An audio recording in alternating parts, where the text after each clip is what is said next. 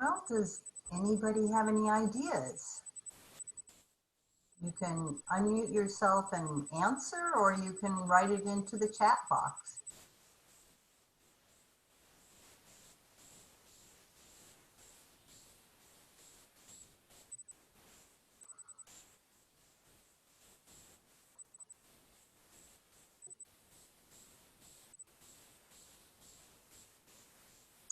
No ideas?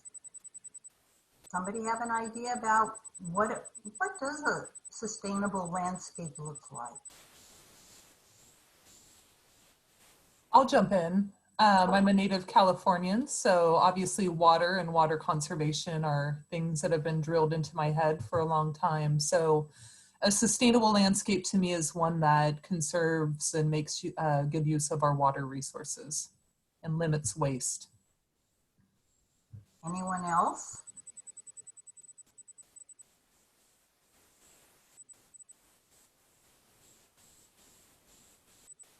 Okay. Anybody writing anything in the chat boxes? Yes, so habitat to wildlife, Nina noted, that's a good one. And plants that need little or no extra irrigation, that's another thought as well. Okay. Well, let's look. Is it this?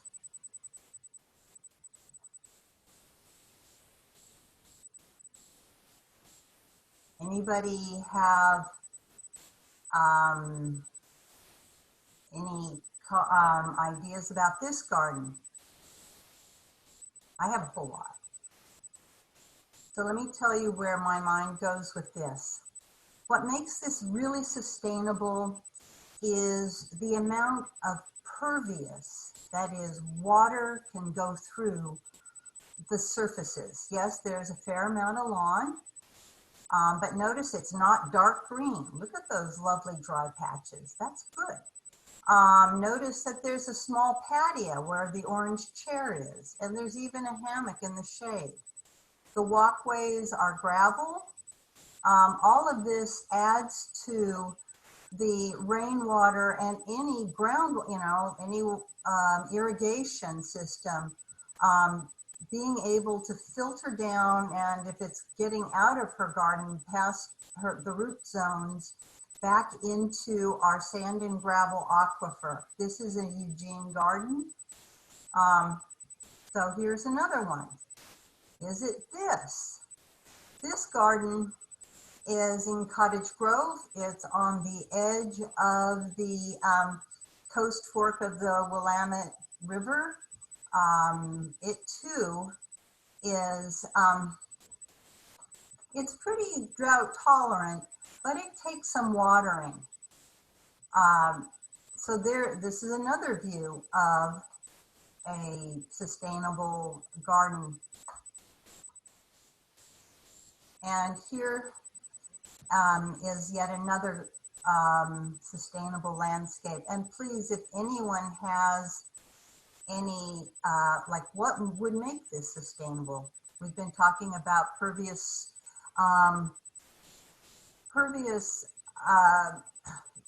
these guys. I don't know if you can see my cursor, but all of this gravel, the grass is actually, it's pervious. Yes, it takes water. But if you look at this one, it's an adaptive garden's dream, but it's also very sustainable. It sustains the gardener, and those plants are all, she can really monitor the amount of water that she puts down in this garden. This garden is on the west side, not too far from Eugene's west wetlands.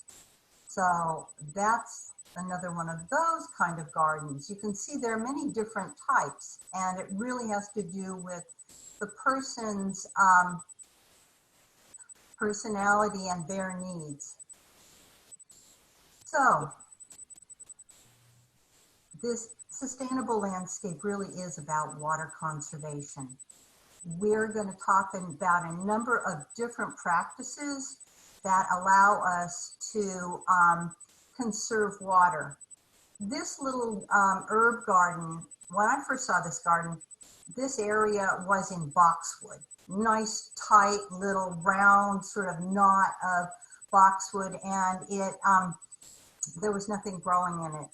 The owner ripped that out and put in this herb garden, which all of these herbs conserve water. They don't need to be watered very much. And oh, notice that the oregano on the left in that front corner is blooming. And oh, if you look carefully at the sage on the right, it also has a bloom stalk.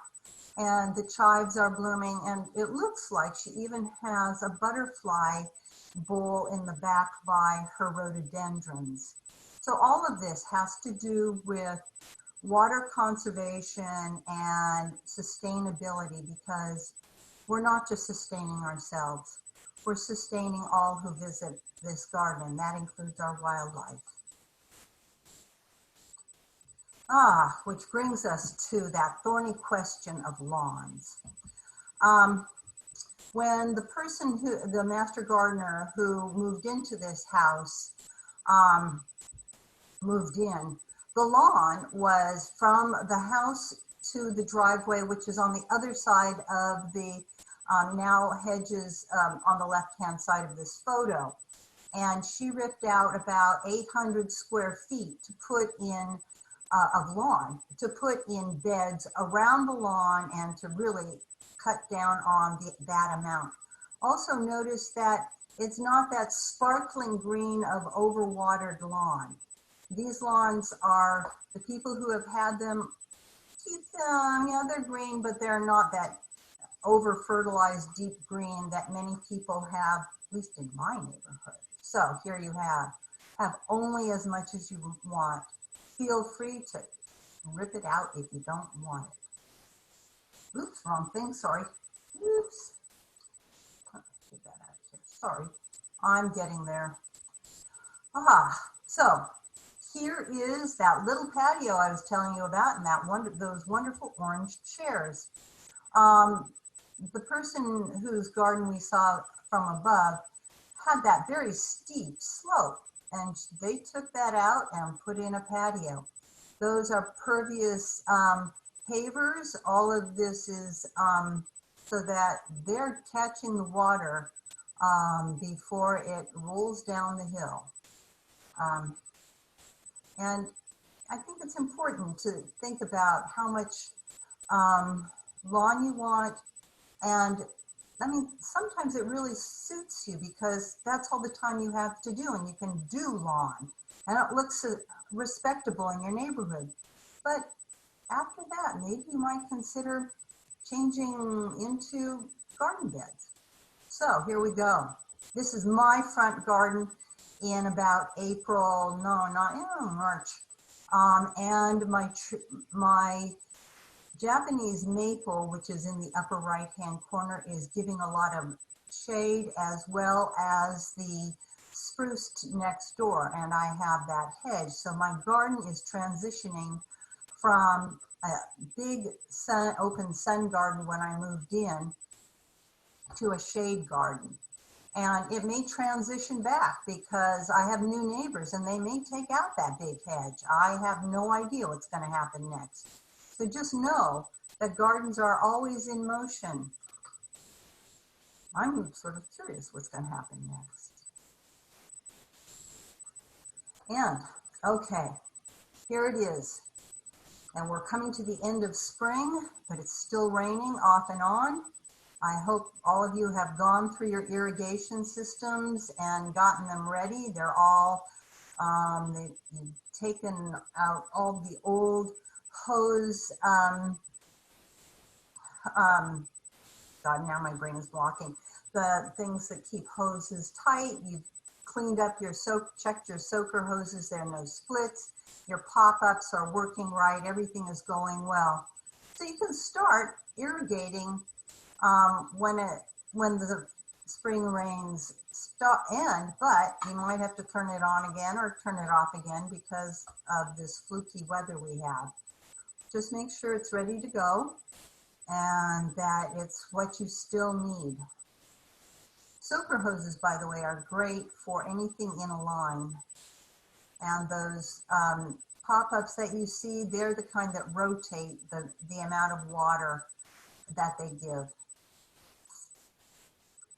But it all has to be timed. In order to really water efficiently, you need to know, you need to be able to time how much how much water you're putting on. One master gardener used her very low-tech toaster oven until she got a smartphone. That's a whole nother story. But see, you could use an old toaster oven.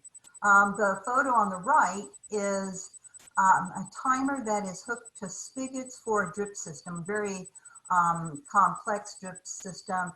The person who has this actually teaches or used to teach water efficiently, and he has 3 or 4 of these that he uses around his garden because they give him all sorts of ways to monitor his water use. And here we go. Tuna cans are great. eWeb is no longer giving out those little plastic water gauges or, because they made, excuse me, over 100,000 they give, and that's just like many of them ended up in the landfill. They get run over, you know, it's just too much plastic. So they said, back to the tuna can. What we've found is that if you use a slightly taller can, like either a condensed milk or a small soup can, you get better, a better idea of how much water you're actually using. So what you do is you place these cans around in places that you want to check how much water you're actually getting in a spot. And you put them down and you time your water for 15 minutes, and then you check how much are you actually getting. And that way you can judge, do you need to change your watering in that area? What do you need to do? And the other great thing to know is that the eWeb's weekly water advice is back up again, and they have, that's at the www.eweb.org, and you look for watering tips on their website. The last week they had the blue water gauge up, but I know they're not getting those out, and we certainly don't have any. So it's really is save your cans and monitor from there. And besides, it recycles your cans. So I'm going to go back.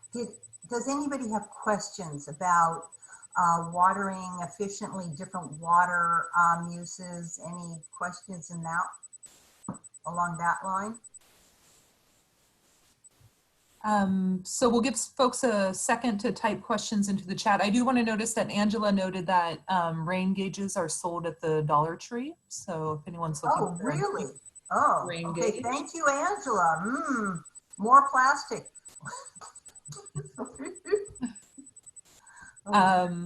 Anyone has questions?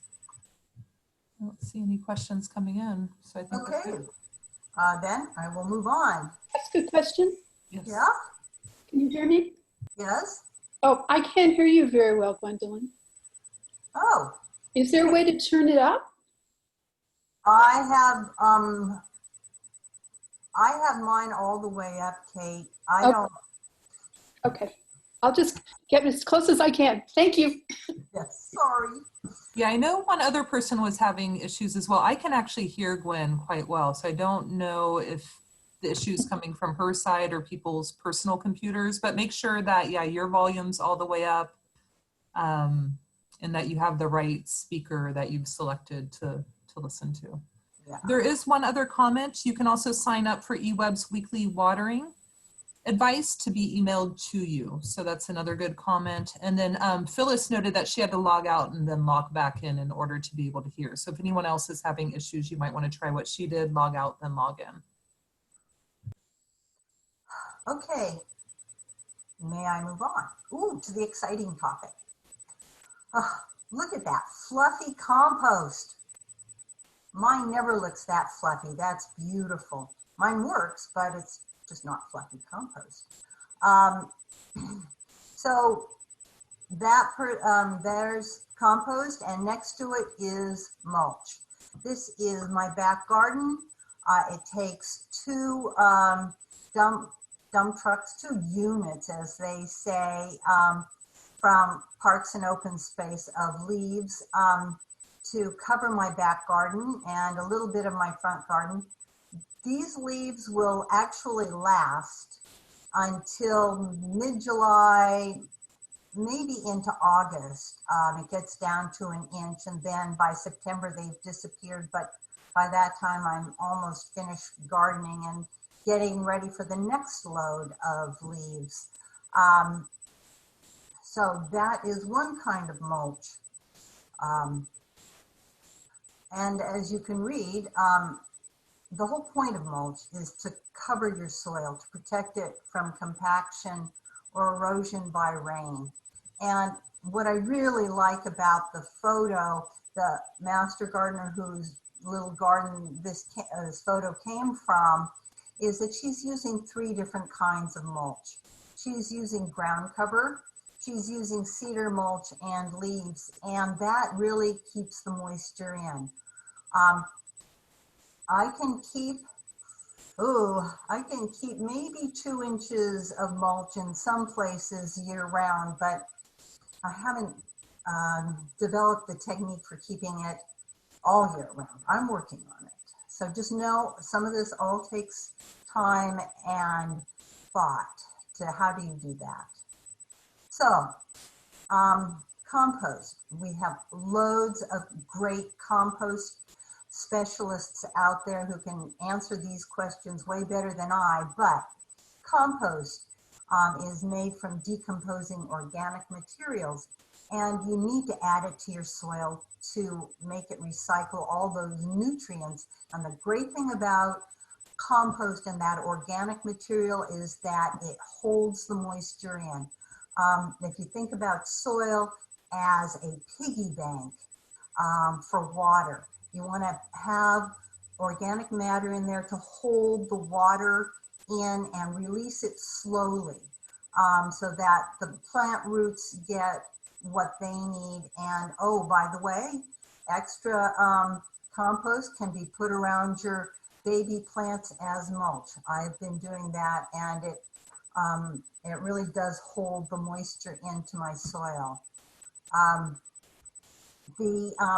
Talking about the photograph, that web, that mesh, wire mesh of composter is the great simple one. You put in all your dried leaves, some grasses, but it decomposes very slowly. What I'm seeing might take 2 years, but you can lift it up. This is great. You can lift it up and take what's on the bottom. That's going to turn to compost first, and sweep that out, put it down, and put some more stuff in on top. It's definitely the open air style of composting. Darth Vader, or that's really the earth machine that brings cells, it's more complicated and a bit more work. I have one, and I've used it fairly successfully, but you have to stir it. I have a spade fork right next to mine, and every once in a while I lift off that lid and stir in the stuff and add more leaves. So it's a constant mixing to keep the heat up and keep it going, so that every year about August, or actually July, I'm hoping this year, we can take it apart and clean it out and use our new compost. And when you have your compost, use it. There's no point in making compost and just having it sit there. Use it, put it into your soil right where you're going to use it. Don't stir your seeds. Just spot, use it. If you're going to put in a row of beans, dig your compost into the row, but don't make it too big. I've really learned that it's so easy to get excited and overdig and, oh, bring on more weeds. So be careful, be spot specific. And it does help retain moisture, and it really does add the micronutrients and organisms that make your plants hardier. And that's what we need here in the land of fungus. Back, sorry. Any questions? Any Yes. comments from the composters? Real quick, there's one about watering. How often per day do you need to water? My sprinkler runs twice a day. I'm from Arizona and new to gardening here. So what's your advice for how often to water? Okay, so you really want to go to the e-website. They will tell you exactly that, well, it won't be exact because but I think this last week they were asking for 0.58, like half an inch of water, and you can do that all at once, or you could do it in 2 times or 3 times. Twice a day is way too much. And how long are you running it? Do we have an answer? Susan, if you want to go ahead and unmute yourself so you can maybe chat with Gwendolyn about that for a second. Or, yeah, the question is, how long are you running it for? And if anyone else has any questions about the last section, compost or mulch, go ahead and type them in. Yes.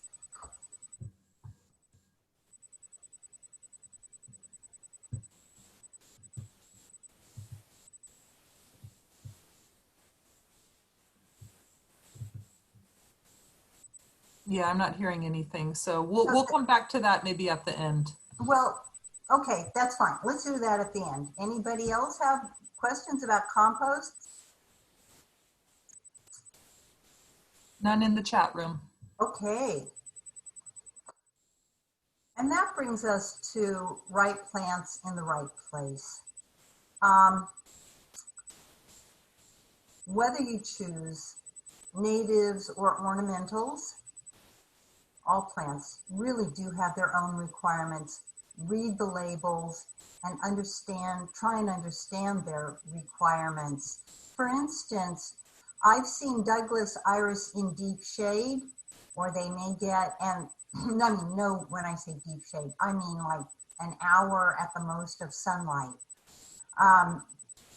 All plants need some kind of sunlight, even if it's minimal. I've seen sword ferns. I bet if all of you have hiked anywhere around, you've seen sword ferns in dark places, and it's probably dappled light, but dark, and you know, sunlight. I've seen them on the edges of forests. Douglas iris can be more drought tolerant. Sword ferns are very drought tolerant. They really are dry shade. Japanese iris, for instance, I'm using those too. They need more sun and more water. And then we have coreopsis or tickseed, and this is a wonderful plant for full sun and a drought tolerant area. When you plant, it's really wise to plant your plants with the same water requirements. That's all part of watering efficiently, so that you're not overwatering one and underwatering another, but pay attention to what they need, because they all need some water. I mean, Douglas iris get their water from the out in the forests from rain, you know, our rainy season, our rainy winters. So, but the question is, what is the right plant for the right place? And here are some questions to think about as you're looking at that wonderful plant in the nursery or at a plant sale, and you're going, oh, I want this. Well, read that label carefully. Do you really have a place where it will get 6 to 8 hours of sun, and that's full sun? Or does it need shade? There are some plants that really need to have enough shade, like foam flower or fairy bells really like shade. There are Louisia that can take some sun, but they'd rather have shade. I mean, so there, you have to know what they want. Also understand what kind of screen you want if you are planting for screening. And oh, don't plant that Oregon white oak in the middle of your small, your fifth of an acre subdivision lot. You might not have anything else there. But on the other hand, you'll have a beautiful white oak. So you have to pay attention to its size and what it will do.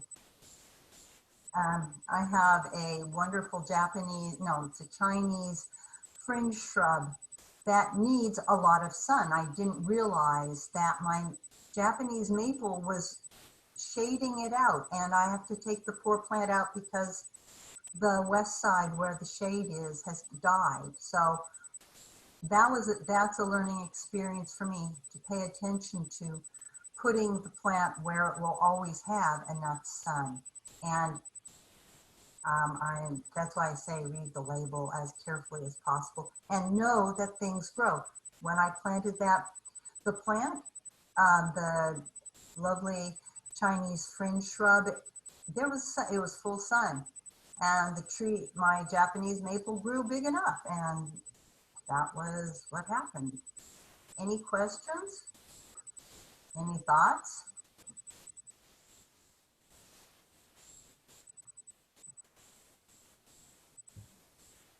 Shall I move on? Yes. Okay.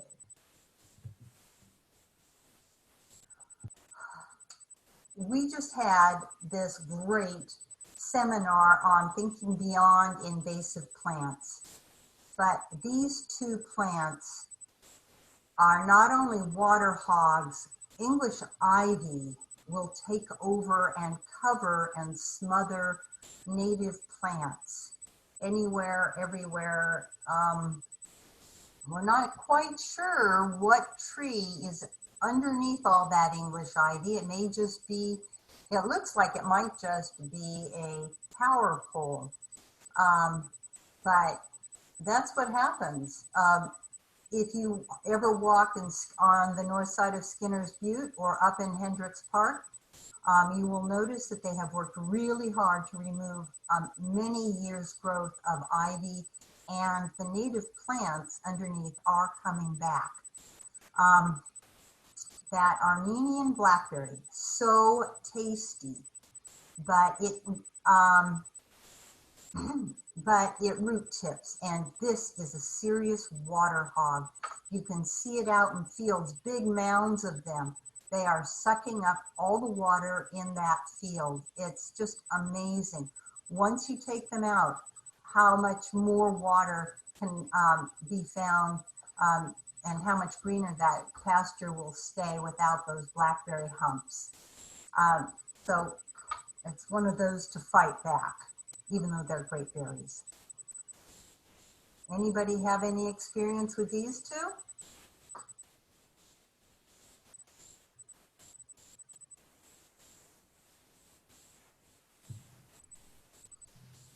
Okay. Someone said blackberry. Yeah, true of all blackberries. Yep. It's that way. Okay.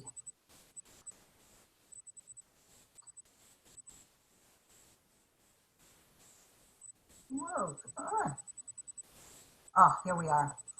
On the other hand, while you're getting rid of your ivy and your blackberries, in the early spring, give these weeds, especially the dandelions and purple dead nettles, a chance to bloom, because they really do provide spring pollinators with the pollen and protein that they need to get going to do what we want them to do. Thank you, bees. And do remove the weeds before they go to seed. You can watch dandelions practically turn into seeds before your eyes. On the other hand, I have a real love affair with Queen Anne's lace. It's pretty. The butterflies land on it, the bees go to it, and it looks great in a bouquet. So I try to have some Queen Anne's lace in my garden during the summer. And like it or not, gardeners have become important players in the management of the nation's wildlife. Douglas Ptolemy wrote this in Bringing Nature Home, and he's an East Coast botanist, biologist, and one of those folks. And it really is, we really are important players in keeping the butterflies, bumblebees, snakes, yes, squirrels, raccoons, possums, neighboring cats. You know, they visit our gardens and we invite them in, and oh, and owls. Let's not forget all the different kind of predatory birds that might keep other critters at bay. We need to really be aware that we are important players in this management. And because we provide three important things for these workers for us. And we're going to go through this. We provide water, we provide habitat, and we provide food. And the water source, this is really important. Interestingly, birds cannot see water or smell water. They can hear it. That's why you will mostly see them by running rivers. So if you can give your bird bath some kind of dripping, they will come to it, and like this photo, you'll have a small flock of little birds or big birds. I have crows in mine. It's also used by bees and butterflies. Squirrels are really happy about this. My bird bath is about 18 inches off the ground, and that doesn't stop anybody. So there's that. They need water sources. They almost need water more than food, but it's because it's so important, but it's pretty equal there. And habitat. This is quite important. The two on the left, brush pile and wattle fence, are really cousins. The brush pile, the wattle fence is really a very tidy version of the brush pile. They're using sticks that have come down there, or let's say small twigs that get woven into this wall. Wattle fencing has been around since Neolithic times. It's still being used in Kyrgyzstan. I understand from people who go, from our former extension agent who often goes over there to teach people how to prune apples. He sees these. So if you have a brush pile, little critters will live in it and winter over. And on the wattle fence, you'll get more insects. They will hibernate in there. You can build different bee houses. Here's a version of a mason bee house. You can also, if you happen to know or have mouse nests, you find them somewhere in your garage, or you're cleaning out and you find one, hold on to it, put it into a box, and you might be able to attract a queen bumblebee to hibernate over and be ready for spring. In fields where they do grass seeds, they have found that mice nests attract the queen bumblebees. They're bumblebees, that's where they live. They cohabitate in an odd way. Probably, one's using it when one isn't, but that's where they find that connection. And then think about layers. Don't just have one flat surface like lawn, unless you're still working and that's all you can do. And I understand that. But try and have shrubs and low growy things and tall growy things. my husband and I planted a big leaf maple and we put it in the front garden about 8 years ago. It's pushing 15 feet and producing a lot of shade for its size. So we want those layers. I want the leaves, but here we go. Any questions?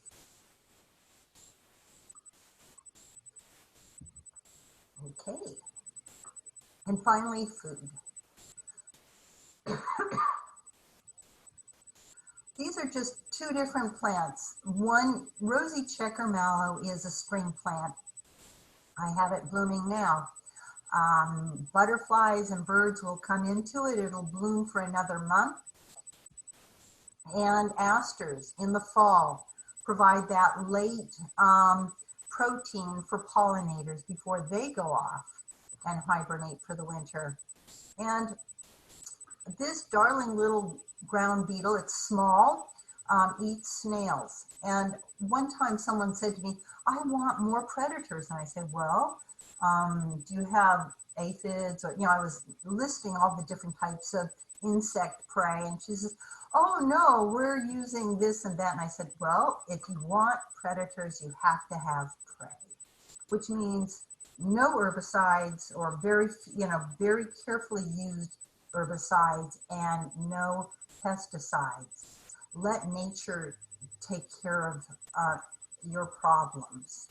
I have found a number of empty snail shells in my garden from these great little beetles that are about half the size of the typical ground beetle, and they're equally iridescent. Any questions? Okay. So, as you can see, all of this pulls us towards a biodiversity. And by biodiversity, we mean as many different living plants, animals, humans, lots of humans, but that we integrate it all. And it balances our natives and exotics. And speaking of exotics, I just learned that cucumbers come from India. So talk about exotic. Here we are, I'm trying to plant a plant that is not even close to native here in America. Keep that balance in mind. I suspect if I went through all the list of my favorite summer foods, I'd find very few actually came from the Americas. That said, we keep it all balanced. We integrate our soil. We keep the moisture on our property, and that we keep the soil moist. We keep that way the water isn't leaching out. We plant plants that feed us, and we take care of the wildlife and ourselves.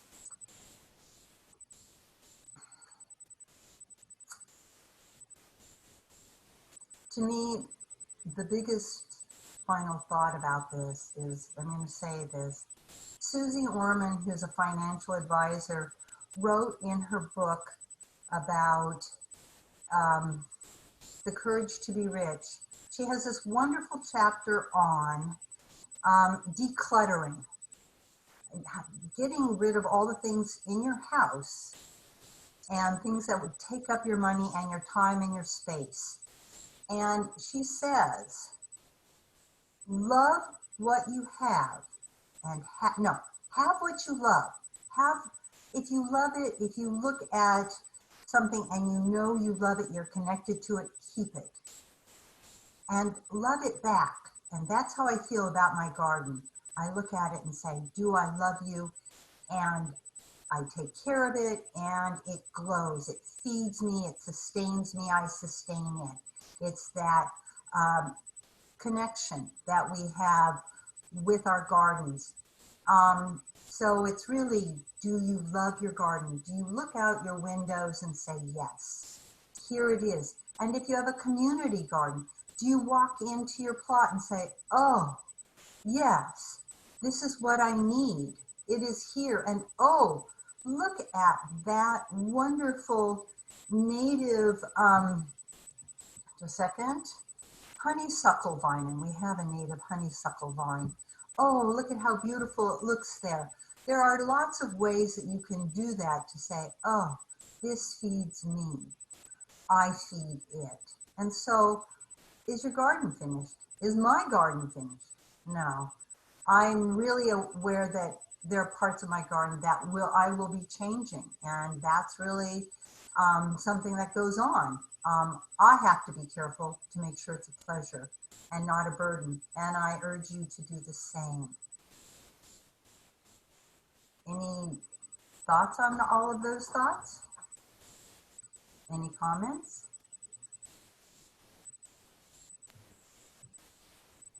There was a comment about someone loving flowering currants. They're great for early blooming for bees or hummingbirds. Oh, yes. Yes. I really love, and they will bloom in the snow. I've seen them bloom in the snow. I had that happen one year before mine curled up their toes and died. Apparently, flowering currants can be kind of finicky. One of the master gardeners who gives part of this seminar sometimes has a wonderful row of them, and we were talking about this, and she said, well, my soil is crappy soil. I have clay, and I don't have clay. I have some loam in my clay because I'm on River Terrace, and she's on a clay backbone. And she said, see, you just need crappy soil. But that said, it was beautiful this year. They were splendid. And I think it's great that you have them. Any other comments? Joanne noted that she loves her landscape and that it sustained them greatly during this difficult time, and they've had plenty of time to work on it. So yeah, good time for gardening. Yes. Okay. Thank you. And I really thank my sustainable landscape specialists who give lectures, who have allowed me to go ransack their lectures to give you this lecture. They have been really generous. In the list of resources, I think composting is, tell me if I'm correct, Erica, are composters giving webinars on composting? Not at this time, but they may do so in the future. Yeah, unfortunately, all of our classes had to be suspended due to the COVID-19 situation. So we are moving some things online to webinars, but not everything. So yeah, check out our OSU Extension, Lane County website. We have an events calendar there. And on that events calendar will be our first Sustainable Landscape webinar, July 14, 15, and 16, all 3 days. And it's 2 hours a day, starting at 2 and ending at 4.